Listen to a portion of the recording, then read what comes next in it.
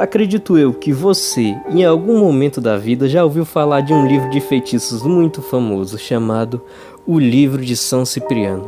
Mas você sabe quem foi esse bruxo? Ou conhece os segredos do livro que leva esse nome? Dizem que esse foi o maior feiticeiro de todos e que cometeu os maiores pecados. E hoje nós vamos descobrir como foi a vida de Cipriano, o bruxo. E aí, meu povo, tudo bom? Sejam bem-vindos à Sétima Casa. O meu nome é Pablo e eu serei o anfitrião de vocês hoje. Mano, uma coisa que eu reparei quando tava fazendo a pesquisa pra esse vídeo, cara, é a quantidade de vídeo ensinando a ganhar dinheiro com a oração de São Cipriano. Nossa, mano, é muito vídeo no YouTube tentando ensinar a fazer isso, né? Gente, não caia nisso, que logicamente isso é golpe, né? Não precisa nem pensar muito pra saber que isso aqui não é verídico. E cara, muitas conversas surgem sobre esse grimório famoso que é atribuído ao Cipriano de Antioquia. Mas, embora essa figura seja muito demonizada aqui no Brasil, pelo menos aqui na minha região, né? Cipriano é realmente um santo reconhecido pela Igreja Católica como qualquer outro. E o livro de São Cipriano em si, cara, é na verdade composto de histórias e rezas que por gerações foram repassadas oralmente, já que é dito que São Cipriano viveu entre o 3º e o 4º século depois de Cristo, e o livro mesmo só surgiu entre o século 17 e 19. Então podemos dizer que o que está no livro na verdade são histórias que por tradição são contadas, que passaram por muitas bocas e por muitos anos, por toda a Idade Média até este período.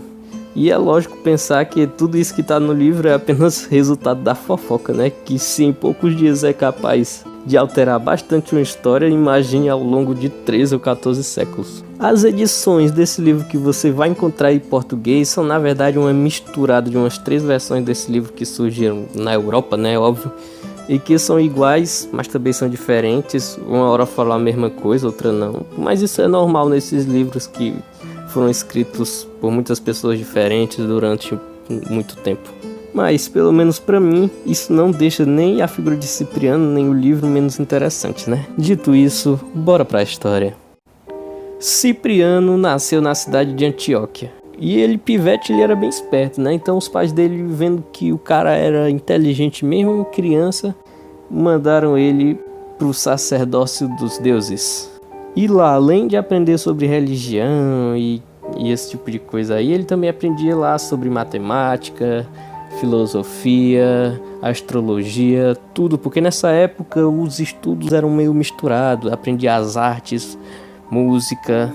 Todos esses conhecimentos eram aplicados igualmente, não tinha essa separação, esse negócio de matéria, sabe? E estudando no sacerdócio dos deuses, Cipriano passou muito tempo da vida dele até completar 30 anos. Daí ele viajou para a Babilônia a fim de complementar seus estudos.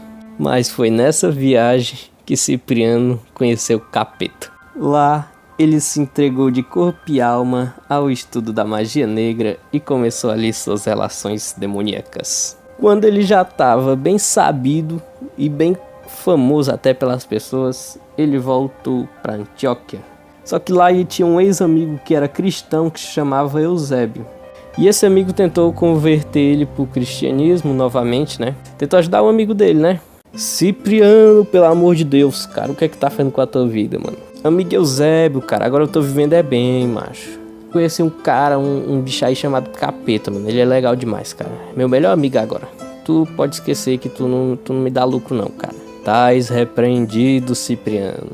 Cara, te ajeita, macho. Volta pra igreja, mano. Se tu continuar assim, cara, vai dar ruim pra tu, macho. Tô te avisando. Mas era tarde demais pra Cipriano. O cara já tinha desenvolvido até uma repulsa pelos cristãos. Ele até chegou a se juntar a um grupo de bárbaros que torturavam os cristãos até eles renunciarem a Jesus.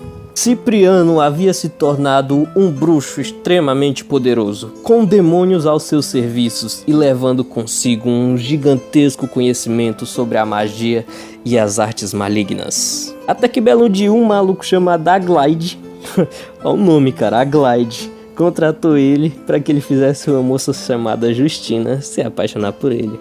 E aí, cara, tu conhece um maluco aí chamado Cipriano, um tal de um bruxo aí? Mas tu tá falando é com ele. Ou então, cara, eu tenho um negócio pra tu. Tu sabe fazer a mulher se apaixonar? Cara, eu sei fazer um bocado de coisa. Sei fazer tu ficar invisível.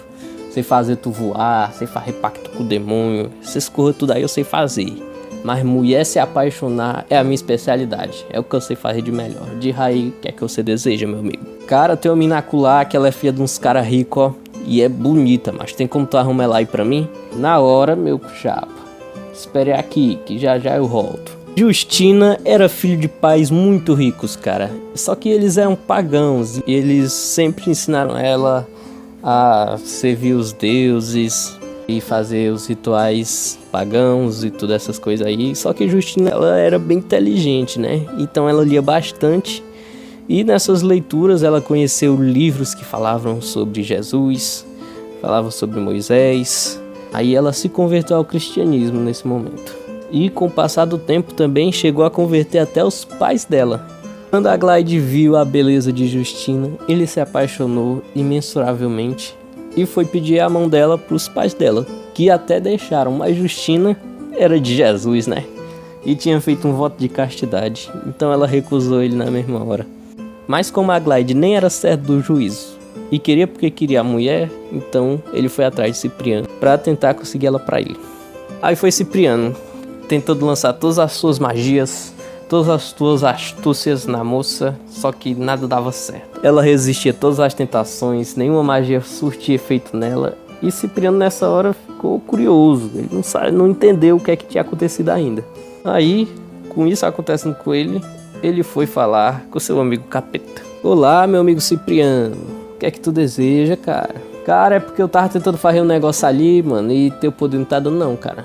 O que é que tá acontecendo aí? Cara, essa mina aí não dá não, mano, que ela reza toda noite, cara. E ela vai pra missa e vai pros cultos, cara. Doido, essa mina é abençoada demais, mano. Não tem jeito não, mano. O poder de Deus é maior que o meu, cara. Sinto muito, mas não dá certo não. Pois então, cara, eu vou me ossar de tu agora, mano. Chega aí que agora eu vou virar amiga de Deus, cara. Pode esquecer que agora eu sou servo de Jesus também. Saia fora da minha frente. E Cipriano nessa hora se decidiu se converter ao cristianismo. Mas não foi assim tão fácil, porque o demônio lançou todos os tipos de infortúnios e de amaldiçoamentos no Cipriano, que sofreu, mas superou todos e voltou a ser um amigo Eusébio e se desculpou. E aí, meu amigo Eusébio, quanto tempo, cara? Aí Eusébio, já com a cruz na mão, né, preocupado, falar assim: o que é que tu quer aqui, cara? Tá precisando de alguma coisa? Esqueceu um negócio aqui? Aí Cipriano, já cabisbaixo, disse assim: meu amigo Eusébio, tu tava certo desde o começo, ó, cara. Eu fui moleque, mano. Me desculpa aí, cara. Agora eu sou de Deus também.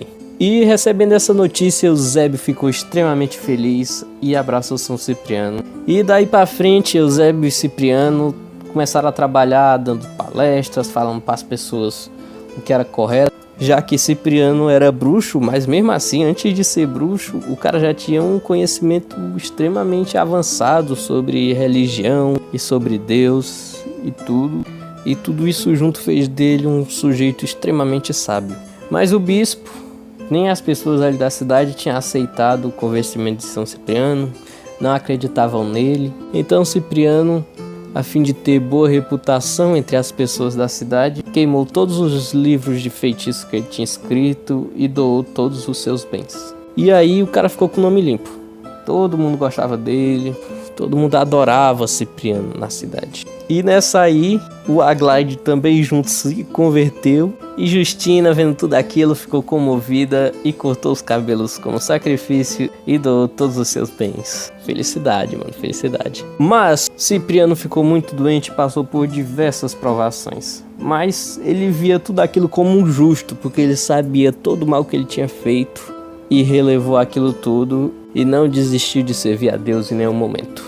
O imperador romano da época, que era o Diocleciano, ouviu falar sobre Cipriano e sobre Justina e convocou os dois. Mas mesmo diante do imperador, os caras não deixaram a fé de lado e continuaram fortes, cara. Só que como Diocleciano era contra os cristãos, né, ele açoitou e torturou os dois para que eles negassem o cristianismo, o que não adiantou de nada. Então Diocleciano, vendo que tortura não dava certo, pegou e tacou os dois dentro de uma caldeira fervente, mas quando foram olhar, eles não tinham sofrido nenhuma queimadura, saíram ilesos da água quente. Mas nas épocas de feiticeiro, Cipriano teve muitos discípulos. E um desses discípulos estava lá na hora, e para ganhar prestígio, né, ele invocou sua magia negra e pulou dentro da água fervente. Mas ele foi queimado na mesma hora e morreu ali mesmo. E vendo tudo aquilo que o governo estava fazendo contra Cipriano e Justina, o povo se revoltou contra o imperador. E Diocleciano, vendo toda aquela revolta, ordenou que os dois fossem degolados. E na manhã do dia 26 de setembro do ano 304, Cipriano, Justina e um cara aleatório que estava lá junto foram degolados às margens do rio Galo, que atravessava a cidade de Nicomédia. E seus corpos foram transportados até Roma e ficaram escondidos até o governo de Constantino Magno. E foram transportados para a Basílica de São João de Latrão. Cara, e depois de tudo isso, alguns de vocês provavelmente devem estar se perguntando se o bruxo convertido, que chegou a virar um bispo renomado da Antioquia, realmente existiu. E, historicamente, não tem nada que corrobore a existência de um bruxo com esse nome, e nem de um bispo na Antioquia com esse nome. Nem túmulo, nem documentos, nenhum escritor da época falou sobre, nem nada.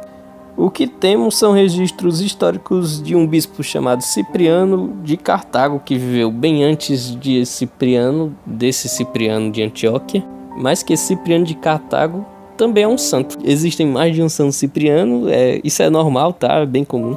Tipo, existe mais de uma Santa Catarina. Pois é, não sei em que vocês vão usar essa informação na vida de vocês, mas é isso aí. E é isso aí o vídeo, negada. Deixa o like aí, se inscreve no canal e vão ver os outros vídeos aí, por favor, que eles são bem da hora também, tá? Dito isso, gente, até mais, até o próximo vídeo e é isso aí.